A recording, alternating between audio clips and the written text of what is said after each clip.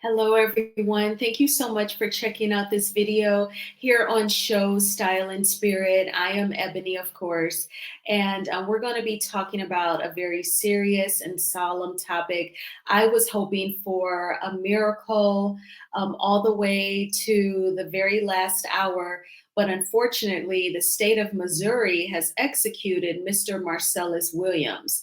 Now, we're going to get into it all. There's lots of details on CBS.com's website.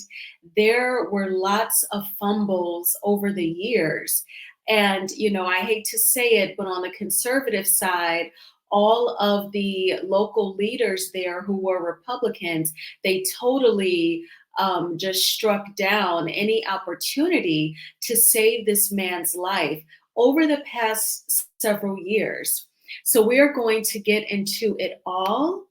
And now, before we do, I ask that you please hit the like button on this video.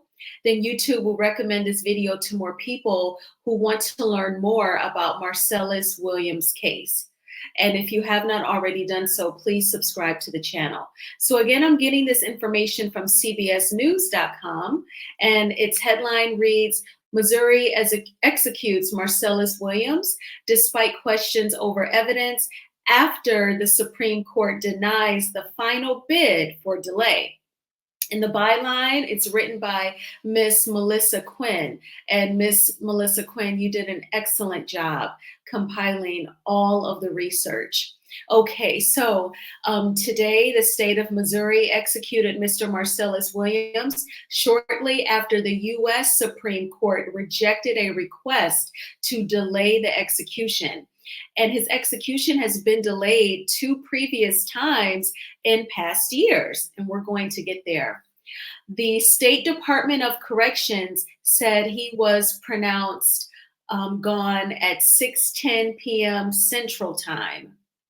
Williams, who has maintained his innocence regarding the 1998 with a KNIFE, Felicia Gale in a St. Louis suburb, he was unalived by lethal injection.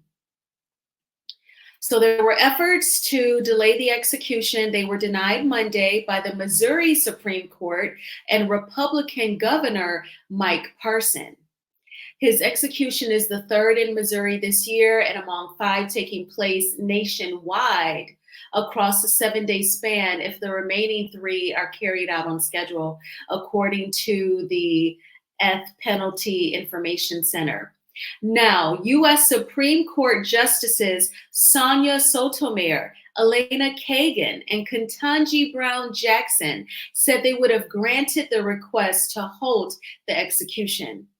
Tonight, Missouri will execute an innocent man, and this is according to Marcellus's attorney, Tricia Rojo Bushnell of the Midwest Innocence Project, in a statement after the Supreme Court ruling. The victim's family, Felicia Gale's family, they oppose his execution. Jurors who originally sentenced him to death now oppose his execution as well. The prosecutor's office that convicted and sentenced him to death has now admitted they were wrong and zealously fought to undo the conviction and save Mr. Williams' life. So I am starting to get emotional and like adrenaline is pumping. Now, some people feel like, especially with the Republican Governor Parson, he would just want to sweep everything under the rug with the execution, because had they proceeded with exploring the new evidence and he was released from prison, what would he been eligible to? He would have been able to sue the state for millions, because they dropped the ball. Handling the weapon without gloves, contaminating the evidence. There's so much. The unfair jury pool, we're going to get into it all. And his attorney says this is not justice, and we must all question any system that would allow this to occur. Now, Marcellus Williams' last statement tonight was all praise be to Allah in every situation. So his very last sentence, while breathing in and out on this earth, he was giving praise to God. So he was faithful right to the very end. And that is something that I definitely wanted to share with you all.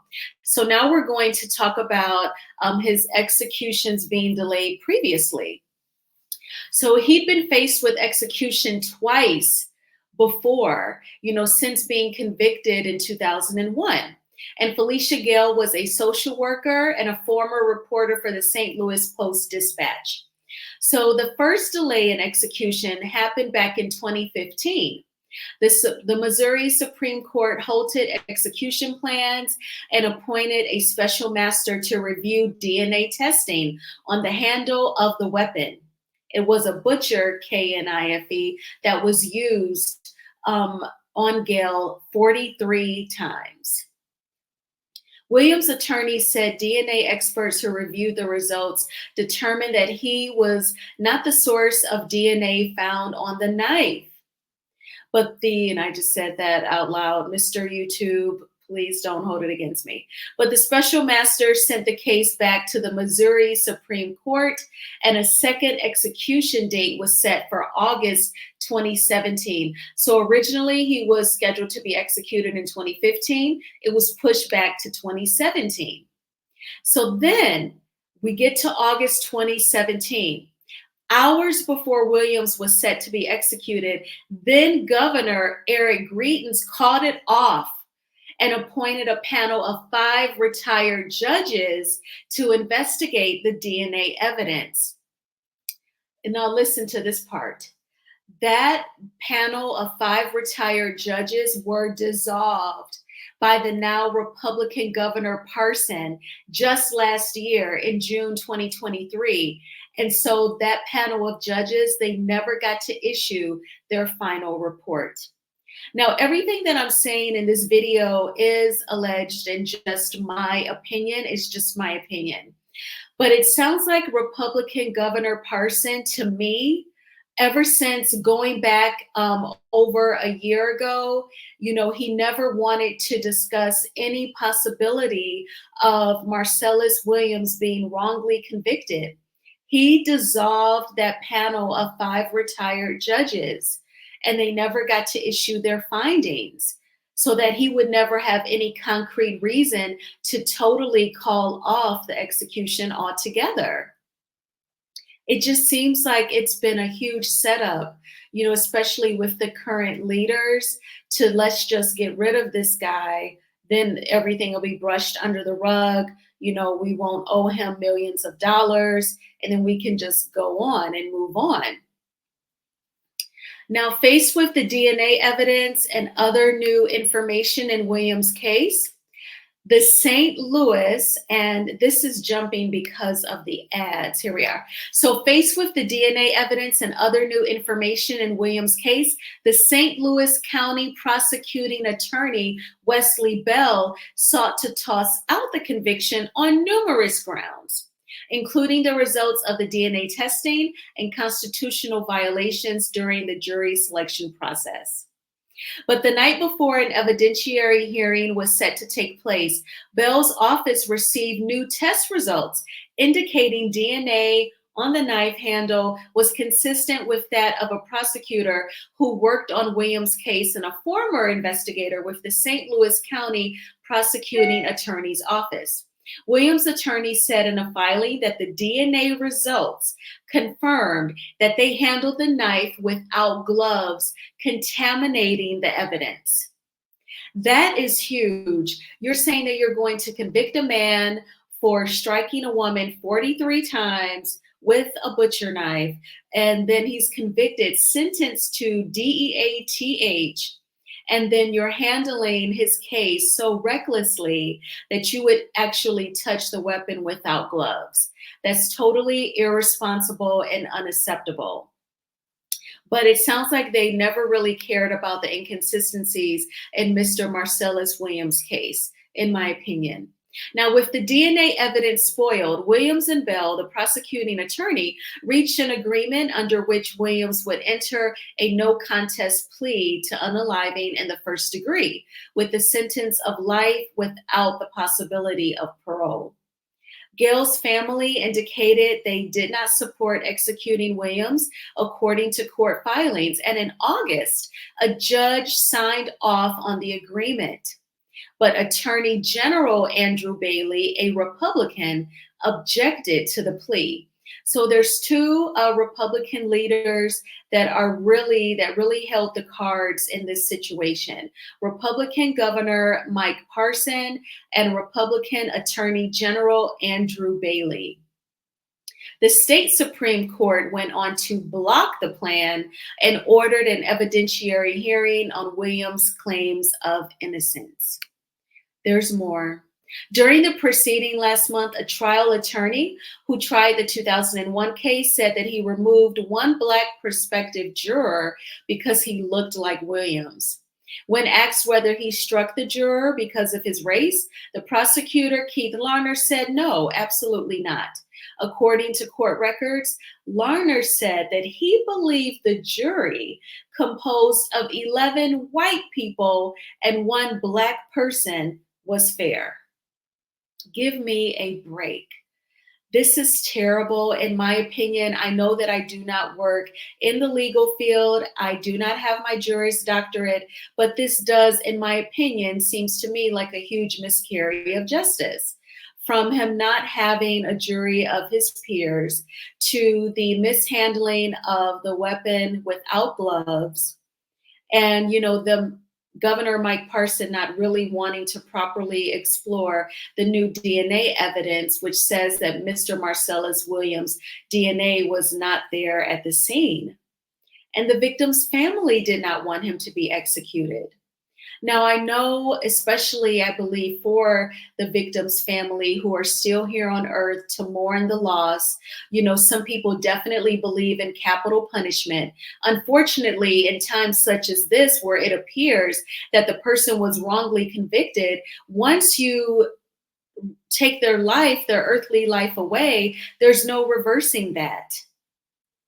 And I just really hope that, those leaders, those two leaders, the governor and the attorney general, they're not just looking at it as that's just one man, that's just one Black man. Oh, well, we don't want to pay his family millions of dollars.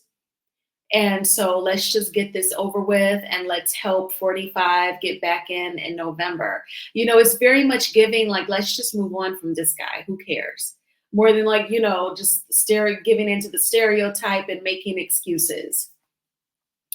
The prosecutor also acknowledged that he handled the weapon without gloves at least 5 times during witness preparation sessions before the trial, as he believed the investigation into Felicia Gale's unaliving was finished. So he says that he was touching the weapon without gloves because he figured, it was done, the investigation. Why would you be that careless and absent-minded and, in my opinion, unprofessional in something so serious? Have you done this before or just with Mr. Marcellus Williams' case? At the end of the hearing, the St. Louis prosecuting attorney's office told the court that it conceded the constitutional error of mishandling evidence in Williams' trial and said clear and convincing evidence of numerous constitutional errors in his prosecution were presented. Still, on September 12th, the judge declined to toss out Williams' conviction and sentence. The Missouri Supreme Court then denied relief. In urging the Supreme Court to intervene, Williams' lawyers asked the justices to wait until they decided another penalty case involving an Oklahoma inmate, which they said raises the same issues. The High Court poised to hear arguments October 9th in Richard Glossop's effort to toss out his conviction due to concerns about the fairness of his trial. This is ridiculous. I feel like if you're going to really carry out capital punishment, you have to be able to say there's absolutely no list of possible mistakes. it should be at zero.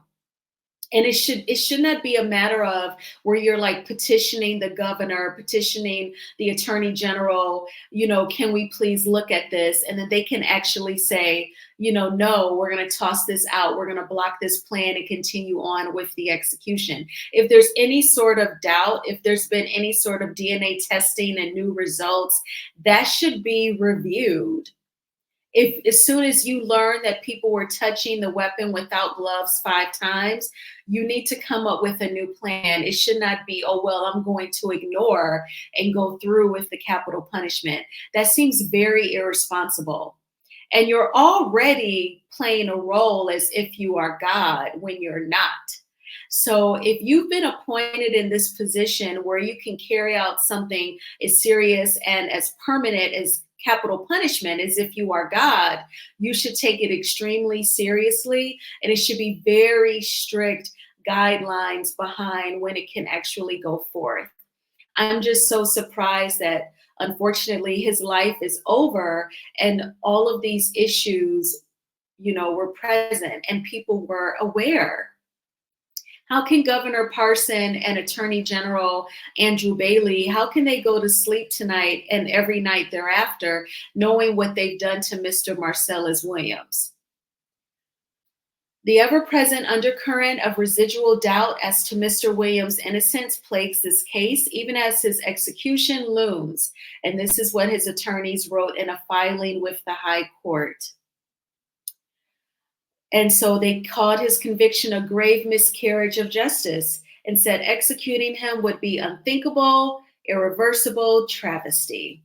And I absolutely agree. And the article definitely goes on with more people who were not comfortable with the execution. And again, I was really hopeful.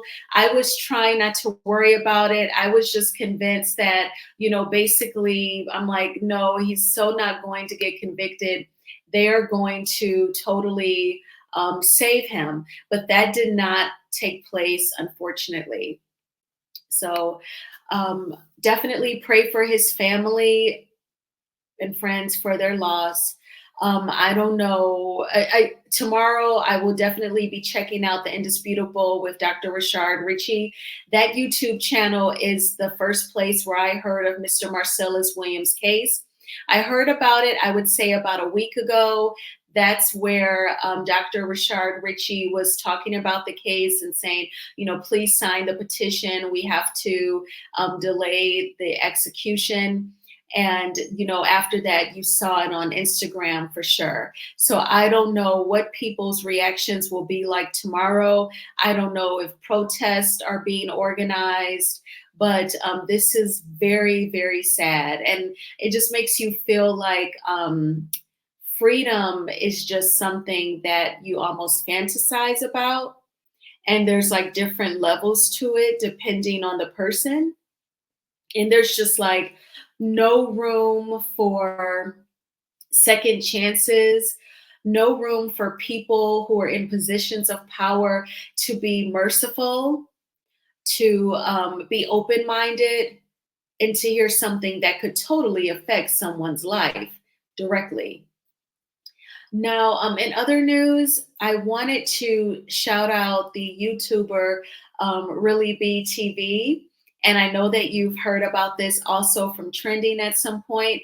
Really Be TV, she is a teacher, and she broke down, Stormy Steele's case, against her former employee, Kyle Ivanko.